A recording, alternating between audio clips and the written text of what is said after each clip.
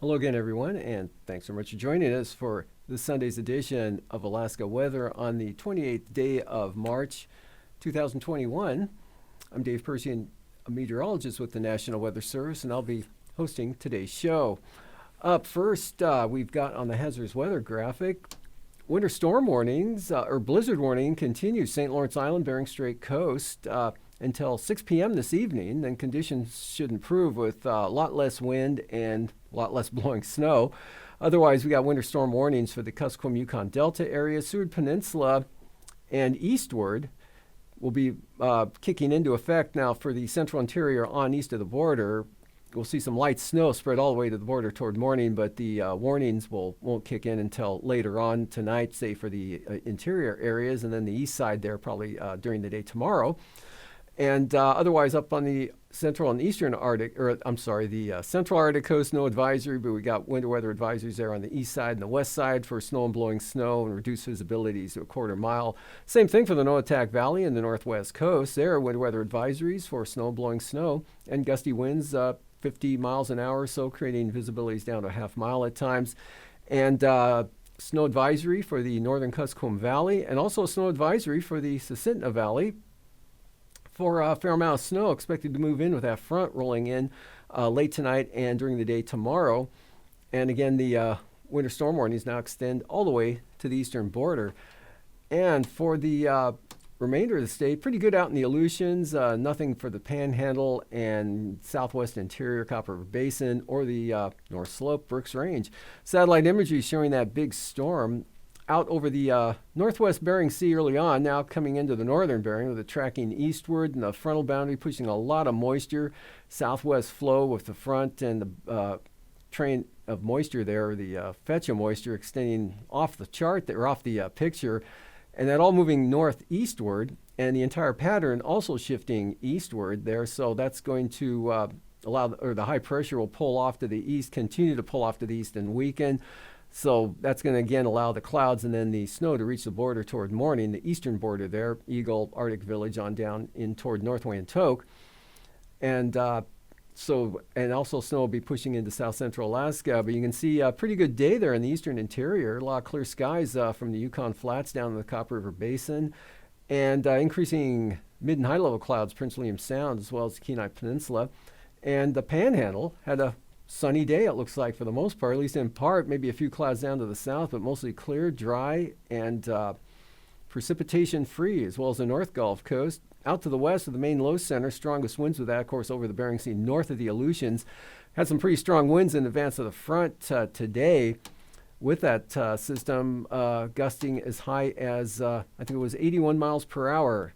It was a peak wind gust at Cape Newenham there in advance of the front coming up, while Adak ahead of the front had winds gusting to 62 miles per hour, as well as St. George Island and Ahkun Island, all 62 mile an hour wind gusts today. And Falls Pass and Cold Bay had peak wind gusts right around 70 miles an hour and warmer temperatures there, so precipitation falling in the form of rain. We've got mixed rain and snow with milder temperatures moving into the southwest coastal areas up to Nunivak Island, actually just south of St. Lawrence Island with the southerly flow. A mixture of precipitation. Otherwise, snow and blowing snow on the increase over the southwest and western interior, and anywhere from 2 to 5 inches of snow falling there along the south coast of the Seward Peninsula from Nome to Gulliver and White Mountain, with 40 to 50 mile per hour wind gusts, really cutting the visibilities down there in the blowing snow, and that's shifting up across the peninsula, now entering the Kotzebue Sound, Selawik area, and winds on the increase for the northwest coast and the far western Arctic coast, but precipitation hasn't reached those areas yet. And behind the front, a narrow break there, kind of a classic frontal feature there. Behind the front, winds drop off and could be some clearing, but then the trough of the main low center really kicks conditions back up with some heavier precipitation and winds for the western Bering and Aleutians. That'll be swinging eastward, and you see for tonight, again, toward morning, light snow reaches all the way to the eastern border. There as the big high pulls off into the northwest territories, and even the Panhandle with a warm front and west-southwest flow driving moisture. So you had your 1 day of mostly clear skies and dry conditions. That's going to not be the case late tonight. You'll see some precipitation move in there. Rain at the lower elevation, especially the outer coastline. Rain and snow to just snow with any elevation at all especially up to the north and off to the east. And a good southwest flow that look for winds 40 to 50 miles an hour across the Yukon Delta, and probably 30 to 35 miles an hour for the Kuskokwim Delta, and then call it 15 to 25 for Bristol Bay with a mixture of precipitation there. Rain and snow showers for the Pribilofs and the Aleutians. Lighter, though, for the eastern Aleutians. You can see central Aleutians right on the southern edge there of the system and the precipitation field, and drying out with lighter winds from, areas west of Adak all the way to Attu. And snow-blowing snow on the increase there. And blizzard conditions, northwest coast, Noatak Valley, with a good shot of snow coming into the central interior tonight and into tomorrow. You can see, but the front really begins to weaken considerably, and the winds associated with it are no longer a factor as it really breaks up. I could have dashed that in instead of leaving it a solid line there. Warm front still off the coast of the Panhandle, so periods of rain and snow, with the rain on the increase as temperatures become milder, especially along the coast and southern areas. But precipitation over the entire area will be on the increase, heavier tomorrow as the day progresses. And the main frontal boundary still off the coast there. Numerous, widespread area precipitation with that system over the central and eastern Bering Sea right into the southwest coast. Still windy, but not as windy, and precipitation a little more lighter and mixed more with rain at the lower elevations, and kind of trending toward more showery conditions, especially for the Alaska Peninsula eastern Aleutian locations. And snow coming across south central Alaska, especially for the Madanuska, or for the Susitna Valley, maybe the Madanuska Valley, with lighter amounts for the Kenai Peninsula. Rain and snow turning to showers and becoming a little scattered there late in the day for Kodiak Island, especially on the east side.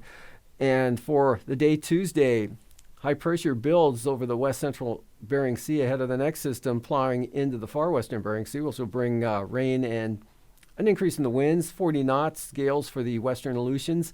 Otherwise, upper level low and the surface lows set up right over the interior. So we've got a widespread area of light snow and snow showers from the Arctic coast and from the west side all the way to the east side, southward into Prince William Sound, Kenai Peninsula. Snow showers call for Cook Inlet and Bristol Bay, with general light snow persistent there on the Bering Sea side of the peninsula, with dry conditions on the south side like Sand Point. And good southwest flow means periods of rain for the Panhandle. Could be moderate to heavy along the coast, maybe lighter over the inland areas. Looking at low temperatures for tonight for the southeast coast, lower 20s there in the north to lower 30s to the south and along the central coast. Otherwise, upper teens for the Susitna Valley, Kenai Peninsula, Kenai Peninsula, Anchorage area, mid-20s with 31 for Homer, mid-30s Kodiak Island, and lows near 40 there for Bristol Bay and King Salmon, with temperatures above zero for the Copper River Basin. Up to the north, lower to mid-teens, central interior, and single numbers for the Yukon Flats to Bettles. Below zero again for the Brooks Range on out to the Arctic coast, 10 to 20 below there. Single numbers for the northwest coast. Nome lows, lower 20s, near 20 St. Lawrence Island, and staying above freezing for the Pribilofs, near 40 for your lows, Adak and Atka, upper 30s for the Alaska Peninsula, as well as Shimmy and Attu. Highs for tomorrow, 40 to 45, Bristol Bay, Kodiak Island, near 40 there for Homer, Seldovia, Kenai near 40 as well, and upper 30s, Anchorage and Palmer, lower 30s to Susitna Valley, Copper River Basin, mid 30s for the North Gulf Coast, coming above freezing, and lower 40s, Central Coast and Southern Panhandle, otherwise 35 to 40 to the north, so not much difference there.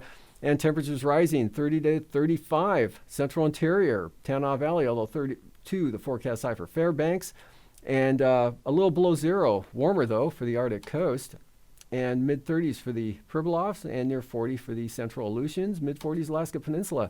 Lows Tuesday morning shaping up like this, 20s South Central Alaska, near 20 the Copper River Basin, upper 20s Bristol Bay, mid-30s Kodiak Island, in the 30s for the Panhandle, call it 35 to 40 there, and 20s Tanana Valley, teens Kobuk, Koyukuk, and Upper Yukon Valley, 5 above, 5 below for the Brooks Range, and 10 to 15 below for the North Slope. Right around zero for the Bering Strait and Seward Peninsula, St. Lawrence Island, 20s, lower 30s for the Bering Sea and the Aleutians. Highs Tuesday afternoon, near 30 for the Copper River Basin, lower 30 South Central Alaska, just under 40 for Kodiak Island, and 38 to 45 for the Panhandle. Near freezing for the Central Interior, and a shade below zero for the Arctic coast, and right around 40 for portions of the Aleutians. And now, Aviation weather around Alaska. First, moving on to flying weather here. The first graphic showing a lot of IFR there, northern Bering Sea, down to the Pribilofs, in across Yukon-Kuskokwim Delta, Seward Peninsula, Norton Sound, right on up across the Selawik, Kobuk Valley, Koyukuk Valley, into the western upper Yukon Valley, but staying south of the Brooks Range, VFR for the North Slope and Arctic coast, and still VFR hanging on to the eastern interior, right on down to the eastern Alaska Range. IFR North Gulf Coast, Prince William Sound, southern Kenai Peninsula, Kamishak Bay, most of Kodiak Island, eastward to Yakutat, and then just off the north coast of the Panhandle, it stays VFR throughout the night. Western Aleutians, Central Aleutians, VFR. And that holds out there for the most part through the afternoon tomorrow. Not too bad for Atka, Nikolsky on Alaska Dutch Harbor, just marginal at times. VFR, Western Alaska Peninsula. A narrow band of IFR now shrinks to the point where it's north of the Pribilofs, right into the southwest coast. Pretty widespread IFR, over the western interior, there into the Kuskokwim Valley, pushing in across Iliamna Lake, Western Alaska Range. The greater Fairbanks area, Nenana, pretty good. VFR eastward to the upper Tanana Valley, 40-mile country. And IFR, Eastern North Gulf Coast, all of the Panhandle. So big change, starting out VFR, becoming IFR for just about all the southeast coast tomorrow. And then for Tuesday morning, still a lot of IFR for the Panhandle, marginal for the North Gulf Coast, Kenai Peninsula, Prince William Sound, Madanuska-Susitna Valley, marginal, most of the Copper River Basin, but north of the Alaska Range, VFR, and then just to the north and west there, though, you get into that band of IFR, along and just south of the Brooks Range, back across the Kobuk-Koyukuk Valley, Norton Sound, chunk of the Seward Peninsula, all of the west and southwest interior, right down to Togiak Bay, Dillingham, and western Bristol Bay, Nunivak Island, south of the Pribilofs, though. And again, the central western Bering Sea Aleutians, not too bad, just some areas of marginal VFR. And then in the afternoon, a zone of IFR comes into the western Bering, staying well north of the Aleutians, Adak and Atka, Fox Islands, Pribilos, St. Matthew Island, St. Lawrence Island, Bering Strait, all VFR. Some IFR there, Seward Peninsula, Norton Sound, Yukon-Kuskokwim Delta, and then mostly marginal central western interior, Cook Inlet, Kenai Peninsula, VFR, Kodiak Island, VFR, IFR, around Cordova eastward across the northern Panhandle and Canal Glacier Bay, near or just north of Juneau, marginal to the south. Passes, Anatuvik, marginal VFR, Adigan, occasionally marginal tomorrow as well. Looks pretty marginal for the Brooks Range. Possible IFR south side, though. And then for Lake Clark and Merrill, I'll go for IFR at times tomorrow. And rainy, a little better. Call it marginal VFR mostly. And same thing for windy, marginal VFR. And for Isabel, mostly marginal. Mentesta, though, optimistically VFR. And for Tanita, marginal VFR, Portage, Cape marginal, and Chilcoot White, starting out VFR early, becoming marginal, and then pretty much solid IFR, probably for the much of the afternoon and toward evening. And for the freezing levels at the surface, north of the Pribilofs, south of Nunivak Island, then right across northern Bristol Bay there, and from Kamishak into Kachemak Bay, southern coast of the Kenai Peninsula, Montague Island, over to Cape Yakataga, St. Elias area, Yakutat, and then down, cutting across the Panhandle. 2,000 feet, though, right about the, Kodiak Island into the Gulf of Alaska, 4 to 6 off to the south. Icing, areas of light to very isolated moderate.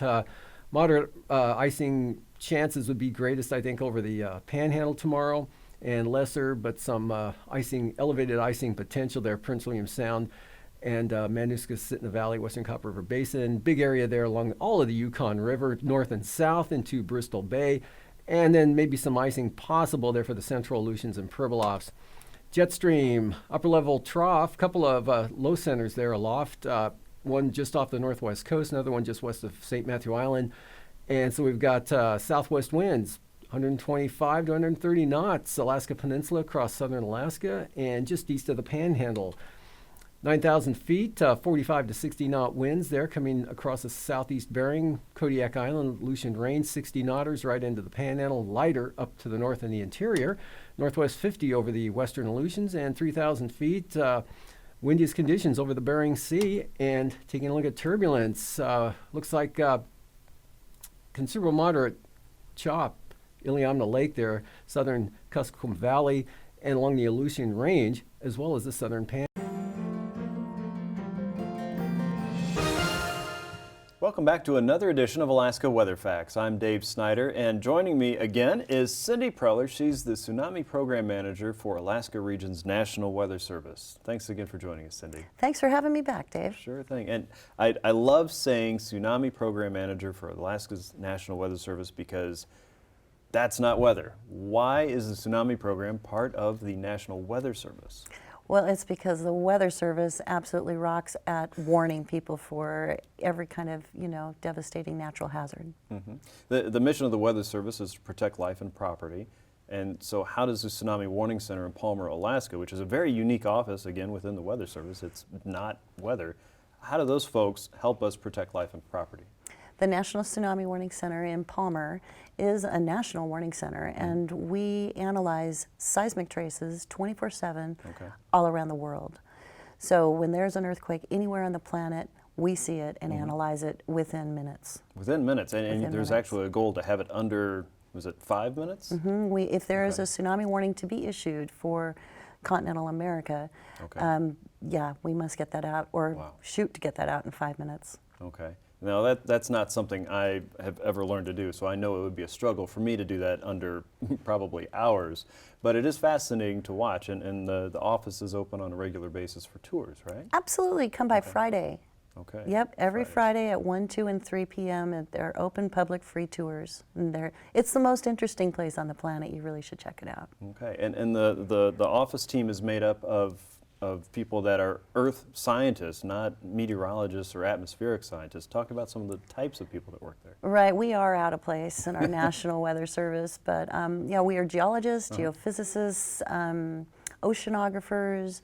We even have an astrophysicist on board, computer software architects, electronic technicians that are brilliant and innovative. Our software is all written in-house. Our instrumentation is designed in-house. So it's a really, really unique place, and it's just a couple handfuls of people that work there. So sure. Yeah. One of my favorite ways to get a tsunami alert message is on Twitter. Right. And I can follow the Twitter address, and we'll put that up on the screen for you there. But it's usually a very quick message that tells you initially what the magnitude of an earthquake could be and about where its epicenter was. What are some of the other ways that you can get that alert message? Well, Twitter's my favorite too. Yeah. And you don't even need a Twitter account to receive it. So That's it just comes in like an SMS message. But you can also receive it via email, weather radio, of course, the crawler on your television screen, on the internet, Google Alerts. Right. Marine radio if you're out in harbors and boats. Actually, marine radio is probably, Yeah, it is a good one. that's our partnership with the Coast Guard. We're really grateful for that, absolutely. But there's a variety of ways in dissemination. Okay. And locally, excuse me, I'm sorry, but locally in the communities, the sirens will go off as well. Right. So lots of different ways to get that very important message very quickly when that matters to you. One of the ways that the Warning Center practices with communities is a test on a yearly basis, right? Right. How does that work? Thanks for bringing that up. It's a controversial issue, but it's super important to help us warn better and really serve Alaskans. So the week of March 27th, the commemoration of the 1964 event, for that week we have a Tsunami Preparedness Week every year. We like communities to get out and do drills and practice and do everything we can to raise awareness. And part of that is a live code test where we actually issue the warning message live and we activate the emergency alert system, which means sirens go off, the TV crawler happens, and it's a test. We're doing everything that would normally happen without the real threat of the tsunami, just to practice as much as possible. Right, and this is a major partnership with the State of Alaska, Department of Homeland Security and Emergency Management, the Emergency Operations Center, and the Alaska Broadcasters Association. Without the media, we wouldn't be able to do this. So the three groups really work tightly together to do our best to warn, educate the public that this is happening so they don't wonder and get scared about it. It has been remarkable what we've learned. I mean, it pretty much breaks somewhere every time, but then we fix it. and it gets better. So a quick example is just a few years ago, we used to, when we issued a message, it would activate the entire state. Right. Right? I mean, Kotzebue, Nome, Bethel, everybody would be in tsunami warning. And so now we can regionalize it to where the actual event is taking place. Right. That's pretty huge. Right, right. So identifying points of failure and also points of success and making sure we continue down that successful path so that folks are warned as quickly and accurately as possible. Absolutely. And, you know, to get our communities involved to prep themselves, prep their businesses, prep their tourism, prep their schools, you know, just make this an annual thing they need to be doing. Right. So as citizens wanting to be prepared, we should be prepared to learn more about that test that's happening usually toward the end of March every year. Right, and you should be happy that it's happening. Right. Instead of upset. Definitely be happy that it's happening. Right. Just as we test tornado sirens in tornado country, we also have to test the tsunami program as well. Right, because there isn't enough time. You know, for a local tsunami, the wave will arrive in less than 2 minutes. So it's super important that people know what to do. Very good. Well, Cindy, thank you so much for helping us know more about the Tsunami Ready program and the test. And the Tsunami Warning Center is a very unique and very important job in the National Weather Service that is just fascinating to me every time I visit the office. So It's the only one for the continent. You really should come check it out. it's an international effort. Yes. Wonderful stuff. Thank you, Cindy. Thank you, Dave. And thanks for joining us for another edition of Alaska Weather Facts. I'm Dave Snyder. We'll see you next time.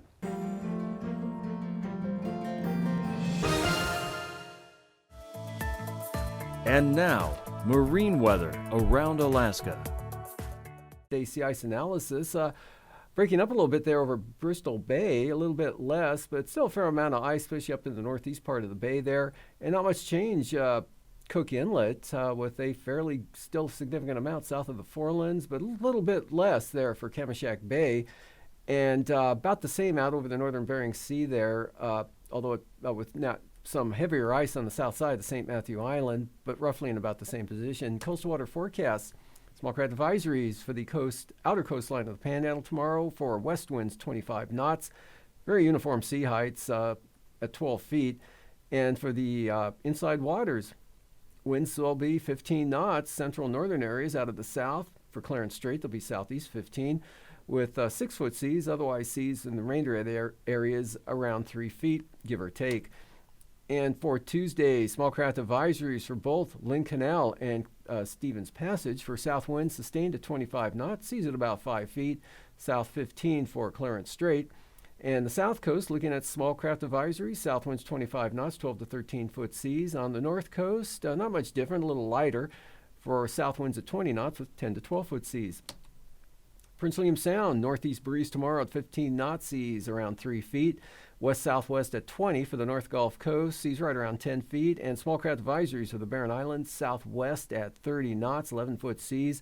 Much lighter for Kamishak Bay, 20 knots from the southwest, but small craft advisories for Cook Inlet, southern Cook Inlet, small craft advisory, southwest 25. Brisk wind advisory for northern Cook Inlet with south winds at 25 knots. Those will come down to 15 knots for northern Cook Inlet on Tuesday. South of the Forelands, westerlies at 20. Small craft advisories for Kamishak Bay and the Barren Islands. Both zones there looking at west winds at 30 knots. And for the North Gulf Coast, west winds 15 to 20 knots, 8 to 9 foot seas. Light northeast breeze continues for Prince William Sound at 10 knots and seas 2 feet or less. Kodiak Island, small craft advisory southwest 25 to 30 knots, 10 to 14 foot seas. And from Sitkinak to Cape Sarachev, otherwise known as the Pacific side of the Alaska Peninsula, winds will be southwest at 30. Gale warnings topside there at 35 knots from the southwest and 30 knots from the southwest for Bristol Bay. And for Tuesday, small craft advisories Kodiak Island, strongest winds there on the east side with out of the northwest at 30 knots. Probably see some higher gusts there as well, 9-foot seas. Gale warnings Sitkinak to Cape Sarachev. For northwest winds from Sitkinak to Castle Cape at 35 knots. Castle Cape to Cape Sarachev, they'll be westerly at 35 knots. Bristol Bay west 35 knots. And for the Bering Sea side of the peninsula, northwest at 30 with 13-foot seas. Fox Islands, Unmak Island, west 30 knots, 17-foot seas. Unalaska Island, southwest 30 to 35 knots, so some gales there on the north side of the island with seas running 15 to 20 feet. Small craft advisories, Adak and Atka, west 25 to 30 knots. And 25 to 30 knot winds there from Shemya to Kiska and Amchitka. And then for Tuesday, good gales come into the western Aleutians. Southwest sustained 40 knots from Shimia all the way to Amchitka Island, and Adak and Atka west 30 to 40 knots, and 30 to 35 knot westerly winds for the Fox Islands. Southwest coast, strongest winds will be south of Nunivak Island there. Blowing right into Bristol Bay will be a southwest wind at 40 knots and 11-foot seas. Gale warnings for the Pribilof, southwest 35 knots with a 20-foot seas, and northwest 25 for small craft advisory for St. Matthew Island. Brisk wind advisory for the Yukon Delta coast, southwest 30 knots, but north 25 knots for St. Lawrence Island. Back around to the south at 20 for Norton Sound. And then on Tuesday, northwest winds 20 to 30 knots, Norton Sound, St. Lawrence Island, as well as the southwest coast, and northwest 30 for St. Matthew Island, west 30 for the Pribilofs with 13-foot seas. And brisk wind advisories for the entire stretch of the Arctic coast, all out of the east, all at 25 knots. Turn northeast 25 knots from Cape Beaufort all the way down to Wales. And then for Tuesday, northwest 30 knots, Wales to Cape Thompson to Cape Beaufort north of 25. And western Arctic coast northeast at 25 knots. And then a good stiff 30-knot breeze out of the east there for the central and eastern Beaufort Sea coast. And for tonight, all kinds of winter storm warnings, blizzard warnings, which begin to end there out over the Bering Sea. But look for snow and blowing snow, Yukon Delta, lighter stuff for the Kuskokwim Delta, and the front pushing a good amount of snow into the central interior, with snow reaching the eastern border toward morning. And that front weakens considerably on Monday and Tuesday. We're left with a trough over the interior with areas of light snow and snow showers. These forecasts are for planning purposes only. Call 1-800-WX-BRIEF for a formal pre-flight briefing. Always file a flight plan before you go flying. The U.S. Coast Guard Auxiliary urges you to leave a float plan with a friend or the harbor master before you go boating.